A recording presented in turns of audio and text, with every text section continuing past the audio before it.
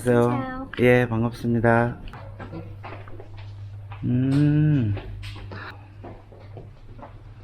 30-40평 정도 꾸민다. 그러면 그 주방 집기류와 그릇류 하면 대략 얼마 정도 잡아야 됩니까? 한 3억 동 정도. 3억 동 정도. 아, 그러니까 한 1,500 정도. 예, 1,500에서 2,000이면 저희 거의 어느 정도 갖추실 수 오케이, 있습니다. 오케이. 힙합 아니니까. 예, 안녕하세요. 청업통이 간다. 오늘 김상훈 소장은 여기 하노이 중화에 있는 모두라는 주방용품 집기류 전문 매장에 나왔습니다. 이 모두 매장을 운영하고 있는 우리 한장희 대표님 옆에 오셨는데요. 안녕하세요. 예, 안녕하십니까. 예, 안녕하세요. 야, 여기 모두 이 매장 되게 재밌는데요. 지금까지 이 베트남 뭐 쭉 시장조사 여행, 상권조사 이런 거 많이 했는데 이런 매장은 생각보다 많지 않았던 것 같은데 네. 어떤 매장인지 잠깐 한번 설명을 네네, 해주시죠. 안녕하십니까. 예, 예. 저희 매장은 예. 그러니까 하노이에 오셔서 음식점이나 예. 일단 그 주재원들 오셔서 예, 뭐 예. 간단한 잡화 정도를 예. 사실 때가 너무 없어요. 너무 힘드시고 그리고 예, 예. 또 언어가 안 되시는 분들은 정말 많은 수험료를 내시면서 구매를 하시거든요. 예, 예, 예. 그래서 이제 그런 거를 좀 편안하게 예. 여기 오시면 완스톱으로 다 구매하실 수 와서도 있게 다 구해서. 예, 여기 오시면 다 됩니다. 그러니까 저희는 저희 집에 없으면 하노이에 없습니다. 그렇구나. 그러면 지금 현재 우리 모두 매장은 언제쯤 오픈한 매장입니까? 저희가 지금 사업을 시작해서 1호점 예. 오픈한 거는 예, 예. 1호점은 지금 여기서 1시간 거리에 있는 롱비엔, 그러니까 하노이 예, 롱비엔역. 예, 아. 롱비엔 시장. 지역에 있습니다. 그래서 그게 지금 오픈한 지 1년 반 정도 됐고요. 예, 예, 여기는 이제 1호점하고 여기는 2호점이면서 이제 본사를 이쪽으로 옮긴 거예요. 그러시구나. 그래서 여기가 이제 4층부터 매장이고 그 6층 건물입니다. 예, 예. 그래서 5층, 6층은 저희가 사무실 공간으로 사용하고 있습니다. 그렇군요. 그럼 현재 지금 이 매장 같은 경우는 제가 여기 한눈에 이렇게 1층, 2층, 3층, 4층 한번 돌아보니까 1번, 1층 같은 경우는 온갖 주방 관련 소품, 식기, 일본 동경의 갓바바시에 온 느낌이에요. 온갖요. 먼저 1층에는 집기류 이런 소품류가 있고 2층에는 어떤 게 있어요? 2층에는 이제 그릇과 그릇류와 접시류가 있고요. 접시류. 3층은 3층에는 이제 싱크대. 그러니까 쉽게 설명을 드리면 1층, 2층은 일반 커머셔들도 예, 같이 공유할 수 있는 공간이고요. 오케이. 예, 예. 그리고 3층, 4층은 전문 주방 식당 전용 주방 그러니까 용품을 판매하는 곳입니다. 1, 2층은 B2C 고객도 오는 거고 예. 그 다음에 3층, 4층은 B2B 관련 음식점 운영과 관련된 사장님들 그리고 뭐 이런 프랜차이즈 관련 본사들 뭐 이런 업체들이 주로 하노이 내에서 이런 주방 용품 집기류를 직접 수급할 수 있는 하노이의 화학동 중앙시장 뭐 이런 느낌도 좀 딱 들고요. 여러분 한 대표님 보이시나요? 저는 한 대표님의 네. 스타일링에 제가 깜짝 놀랐습니다. 지금 하노이가 오늘 기온이 이 정도면 거의 한 39도 가까이 올라갈 느낌인데 체감 온도는 거의 40도가 지금 넘는 느낌인데 이 수트에 이 셔츠에 타이에 이게 보통 미치지 않거든. 이거 힘들어요. 이거 네, 맞습니다. 미친 척 하는 거예요. 저도 지금 미친 척 하는 거 있는 거 아시죠? 이거 지금 미친 척 하고 있는 건데. 그래서 저는 이제 한국 사람이잖아요. 그렇죠. 그래서 좀 한국 사람의 단정한 모습, 예. 좀 전문적인 비즈니스맨의 모습을 좀 일반 커머셔들한테 보여주고 싶어서 저 나름대로 저 이제 이렇게 컨셉을 정해서 항상 이제 슈트를 입고 일하는 게 이제 습관이라서 저는 사실 이게 되게 편합니다. 그러니까 쉽게 얘기하면 우리 모두 한장희 대표님만의 아이덴티티를 보여주는 한장희 스타일, 한장희 간지다. 이렇게 보시면 될 것 같습니다. 맞습니다. 예. 그러면 지금 여기를 찾는 고객들도 지금 보니까 베트남 현지인들도 있고 이렇게 직접 한국 교민들도 있고 이러는 것 같은데 여기 고객층을 본다면 먼저 B2C 일반 고객층을 보면 베트남 로컬 이 중화라는 곳은 사실 100% 원래 최초의 한인타운이기도 했지만 하노이 로컬 수요가 상당히 많은 것 아닙니까? 네. 그럼 베트남 로컬 수요층도 여기에 오는 사람들은 뭐 하는 사람들입니까? 그 진열이나 뭐 디스플레이 이런 것들을 이제 문화적 충격을 주자입니다. 오케이. 왜? 여기는 백화점 갖고 너무 고급스럽고 들어오면 너무 볼 게 많고 구경할 게 많은데 와서 집어서 살라고 하면 가격이 너무 저렴해요. 오케이. 그러니까 이렇게 그 깔끔하고 깨끗하게 공간을, 그러니까 문화 공간을 만들어주는 거죠. 저는 베트남 오면, 베트남이 사실 로브스타 커피의 세계 1위 생산국이잖아요. 물론 강배전으로 아주 진한 것도, 물론 저 콩카페 같은 이런 스타다 이런 커피도 있지만, 개인적으로는 또 아라비카 커피나 약간 좀 맛있는, 특히 뭐 아일랜드 커피나 이런 쪽에 대중적인 맛도 구현하는 이런 커피 테마가 많아서.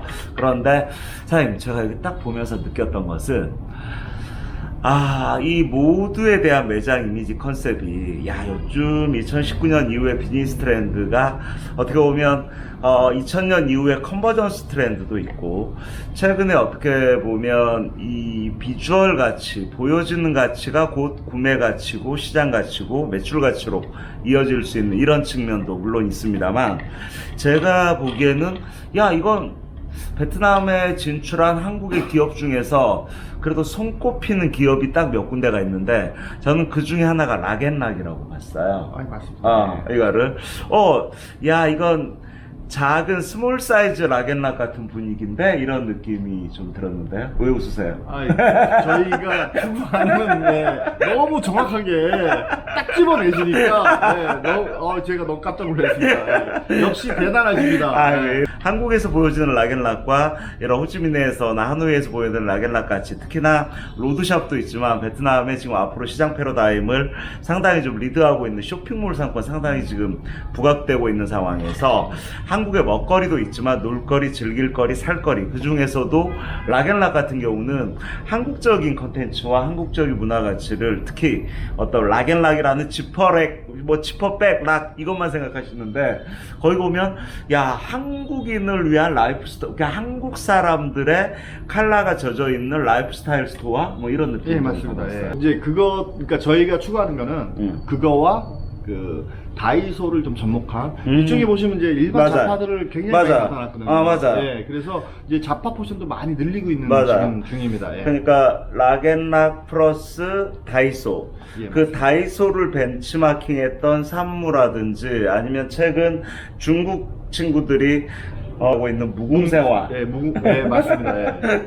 무무소, 미니소. 그렇죠. 그런 컨셉이 조금 보여서. 그리고 상권 자체가 뭐 우리 화학동처럼 완전 주방용품 전문 거리가 아니고, 어떻게 보면 로컬 수요층과 교민 수요층이 적절히 이렇게 컨버전스 되는 이 중화라는 곳이라서, 오히려 좀 1층 매장 같은 경우는 좀 한국의 주방용품, 라이프스타일 용품 이런 쪽을 조금 더 강화한다면, 이건 되게 중화의 어떤 새로운 한국 테마의 어떤 테마샵, 내지는 좀 이 중화를 찾는 사람들이 좀 이렇게 로컬 수요도 한번 쭉 이렇게 쇼핑할 수 있는. 그러면 궁극적으로 지금 한장희 대표님이 이끌고 있는 이 모두 주방 같은 경우는 궁극적으로 뭐 로컬도 공략하고, 특히나 지금 한 7만 명이 살고 있는 우리 하노이 교민, 또 그들을 대상으로 하는 음식점이 미딩마더라도 한 70개 정도로 보이던데, 70개요. 70개. 이건 되게 70개가 어떤 의미인지 외식업 상권 분석 내지는 시장 조사를 하시는 분들은 잘 알 텐데, 사실 우리나라 음식점이 무려 570만 자영업자 중에서 음식점만 70만 개고 프랜차이즈 가맹점 매장만 20만 개가 넘는데, 한국 음식점이 500개도 아니고 200개도 아니고 100개도 아니고 70개예요. 맞습니다. 저는 하노이에 올 때마다 이 하노이의 잠재가치, 미래가치가 어떻게 보면 이렇게 상권의 인구가 무려 교민만 해도 7만 명이면 한국 기준으로 보면 10만 넘는 도시인데, 사실은 이게 음식점은 미딩 같은 곳에, 그리고 미딩에서 한 5분 거리인 이런 중화에 집중되어 있다 보니까 외식 경영자 입장에서는 하노이 상권이 상당히 기회 요인이 많이 내재된, 숨어있는 이런 가치를 좀 많이 보는데, 직접 요 중화나 요 하노이에 직접 지금 이 상권 속에서 이런 사업, 비즈니스를 하고 있는 입장에서는 제가 지금 말씀드린 이런 트렌드 코드를 어떻게 느끼시나요? 지금 뭐 정확하게 찍어주셨는데 역시 전문가시니까 예, 전문적으로 찍어주셨는데 예. 좀 기회에 있다는 맞습니다. 근데 그 기회를 어떻게 찾아내는 애가 굉장히 큰 변수인데요. 그러니까 저는 그렇게 생각합니다. 여기는 미래와 현재와 과거가 공존하는 나라입니다. 그래서 우리가 좀 앞서 있는 트렌드의 잣대를 갖다 대면 변수들이 너무 많이 발생을 해요. 그래서 그 변수를 캐치해서 그 변수를 빨리 캐치하시는 분들이 성공을 한다고 생각을 합니다.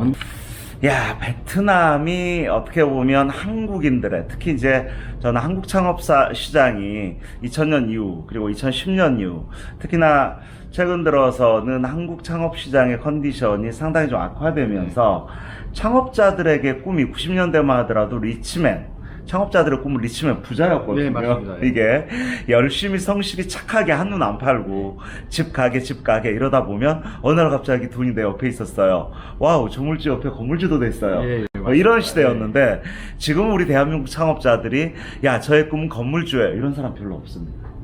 이거를. 그래서 그러다 보니까 한국 시장의 그 소위 말해서 거점, 나와바리를 그대로 좀 유지하면서 시장을 확장한다는 차원에서 뭐 중국 시장 많이 갔었고, 일본 갔었고, 동남아, 필리핀, 태국 뭐 많이 가는데 그 중에서 베트남은 한국인들의 접근성은 좋은 동네라는 생각이 들었고, 맞습니다.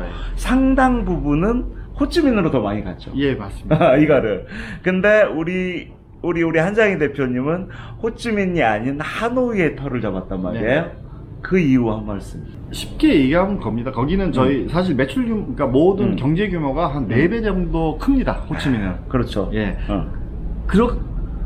또 반대로 생각을 하시면 맞아. 4배 이상의 경쟁력이 또 맞아요. 발생을 하는 거예요. 그래서 저희는 여기서 1등이 되자예요. 거기 가서 1등 하려면 너무 힘들거든요, 지금. 물론 호치민에도 이런 이제 샵은 없습니다. 맞아요. 예. 이 창업 시장을 보면 우리나라 시장이나 베트남 시장이나 저는 창업자가 행복해야 된다고 봅니다. 맞습니다. 예. 열심히 성실히 착하게 죽을 똥 살 똥 일을 뭐 거의 워크홀릭 수준으로 열심히 했는데 돈은 벌었는데 병들어서 장렬하게 죽었다, 끝. 맞습니다. 예. 제일 불행한 거죠. 궁극적으로 창업자가 행복해야 된다. 저는 이게 되게 중요한 창업자들의 저는 가장 중요한 미션일 수 있다고 보는데, 하노이 시장을 딱 돌이켜보면 창업자의 행복 가치, 행복 창출, 행복을 누릴 수 있는 결이 한국과 가장 다른 게 뭡니까? 저는 그렇게 생각을 합니다. 예, 그러니까 어찌됐든 언어. 언어. 예, 언어만 되면 정말 행복하고 재밌는 나라예요.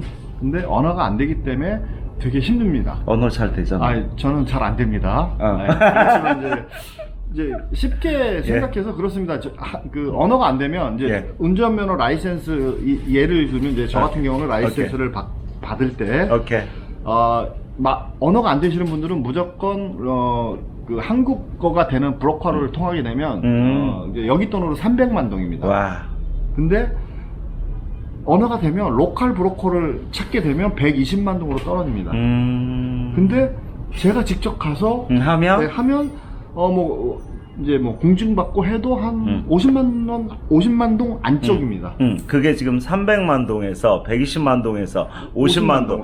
쉽게 얘기하면 15만 원짜리가, 그렇죠. 그 다음에 5만 원짜리가, 그 다음에 사실은 50만 동이면 거의 2만 5천 원 수준으로 떨어진다. 예, 맞습니다. 그게 그 운전면에만 극한된 게 아니라 모든 행정 업무를 보실 때 그렇습니다. 그래서 이제 저는 그런 것들이 좀 나름대로 되게 안타까운데 나중에 다 돌아보시고 내상 다 당하신 다음에 오시니까 그런 부분들이 너무 안타까운 거예요. 그런 거예요. 저만 하겠어요? 제가 늘 주장하는 게 제발 돈 쓰기 전에, 계약하기 전에, 맞습니다. 돈 들어가기 전에 저 창업통 김상훈 소장한테 전화 한 통 하십시오. 제가 늘 얘기하거든요. 근데 꼭 사고 치고 나서 전화하시면서 제가 무슨 사고 처리반이 된 느낌. 맞습니다. 그 느낌은 23년 전도 이 바닥에 있다 보면 너무너무 많이 느끼는 코드거든요. 어떤 누가 와도 장사만 할 수 있는 시스템을 만들자. 오케이. 그러면 저희가 이렇게 운영하는 노하우로 또 저희가 또 하노이의 최고의 식당인 고주몽을 또 운영하고 있습니다. 그렇구나. 예. 그러니까 고주몽을 운영하시면서 이런 주방용품. 예, 맞습니다. 근데 저는 이 모드라는 주방용품 시장을 보면서 제가 이렇게 여기 매장에 찾아와서 이렇게 한 대표님 인터뷰하고 이런 이유 중에 하나는 대부분의 베트남 시장을 보시는 분들이 크게 이런 뭐 이런 삼성이라든지 삼성 박림공장이나 LG 같은 대기업, 그 다음에 중견기업, 그 다음에 온갖 종류의 중소기업들, 이런 기업만 해도 아마 코트라 기준으로 거의 6,000개 업체가 넘게 들어와 있거든요, 맞습니다. 사실은. 또 그 사이드, 그러니까 제조업은 주로 이제 제조업이나 이런 거 대기업이나 중견기업, 중소기업 단위의 제조업 사이드가 많이 있고, 이런 소상공인 스몰 비즈니스 사업자는 상당 부분이 이런 외식 비즈니스에 집중되어 있는 경향이 있어요. 근데 제가 시장 전문가 입장에서 봤을 때는 외식 시장 물론 중요한 코드 중에 하나고, 그건 뭐 당연히 검증된 시장이고요. 저는 숨어 있는 가치가 지금 이런 주방용품 같은 유통, 어떤 살거리, 이런 어떤 그 살거리 비즈니스, 유통 비즈니스는 이런 공산품 관련 비즈니스도 있지만, 하다못해 1차 식품, 베트남 다니면서 느꼈던 것은, 한국에는 뭐 돌아다니면 뭐 엊그저께 동경 갔을 때도 뒷골목 가면 식자재 유통을 하는 1차 식품 유통을 하는 야채, 과일 뭐 이런 거 유통하는 트럭들 많이 만나는데 베트남 그런 트럭 만나기 정말 힘들어요. 예, 여기는 소위 말해서 우리 그 물차 있지 않습니까? 예. 없습니다. 없어요. 예. 바로 이거. 저는 그게 참, 저것도 대박 아이템이 될 것 같은데. 바로 그거예요. 예, 그러니까 그런 생각을 합니다. 예. 그러니까 우리가 70년대, 80년대 우리 서울도 마찬가지였어요. 필요한 사람은 직접 이렇게 여기 같은 경우도 차가 아니라 오토바이로 가서 가져오고 이런 상황이니까, 저는 이런 유통 비즈니스도 사실은 뭐 대형 이런 큰 삼성의 핸드폰 유통만 이 생각을 하시는데, 그런 거 말고라도 이런 주방 소품 유통, 특히 저는 1차 식품 유통, 지금 물론 뭐 K마트나 저우집내 스카이마트 같은 이런 브랜드가 일정 정도 마켓시어를 점유하고 있는 부분이 있습니다만, 저는 그 틈새가 잘 이렇게 공략을 하신다면 이런 소사업 내지는 스몰 비즈니스 사업자 입장에서도 이 하노이나 호치민, 하노이 같은 경우는 좀 새로운 하노이를 통해서 행복한 하노이 아침을 맞으실 수 있겠다. 좀 정리를 하자면 예를 들어서 아까 우리 한 대표님 같은 경우는 하노이 사리, 호치민 사리, 베트남 사리의 가장 첫 번째는 베트남어예요. 맞습니다. 여기는 베트남이에요. 그러면 자국의 언어에 대해서 최소한 관심을 좀 가져주시라.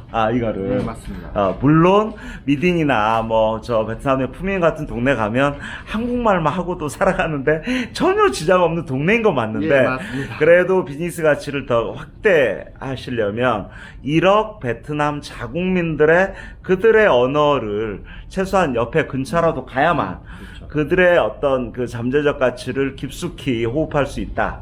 이런 생각도 들고요. 마지막으로 우리 한 대표님이 우리 창업통TV 시청자분들을 위해서 마지막으로 이거는 좀 준비하셔야 돼요. 이 간지는 좀 하고 오셔야 돼요. 이건 좀 해야 돼요. 이런 거 짤막한 이 하노이사리의 이 성공 팁 마지막에 정리 한번 해주시죠. 제가 판단할 땐 그렇습니다. 문화를 이해하면 이 베트남 사람들을 이해하고 그러다 보면 상처를 받지 않아요. 오케이. 근데 우리 기준으로 생각을 하면 상처받는 부분들이 굉장히 많습니다. 근데 이들의 문화를 존중하고 이들의 문화를 받아들이고, 어차피 저희는 베트남에 와 있잖아요. 맞아요. 그리고 저희는 손님입니다. 맞아요. 그리고 베트남 사람들은 주인이에요. 맞아요. 우리가 대접을 받으려면 주인한테 대접을 해야 됩니다. 중요한 말씀이라는 생각이 들고요. 마지막으로 저도 한 말씀 드린다면, 사실은 베트남이라는 나라가 무슨 우리들의 어떤 그 부족한 것을 꿈을 이루어주는 약속의 땅?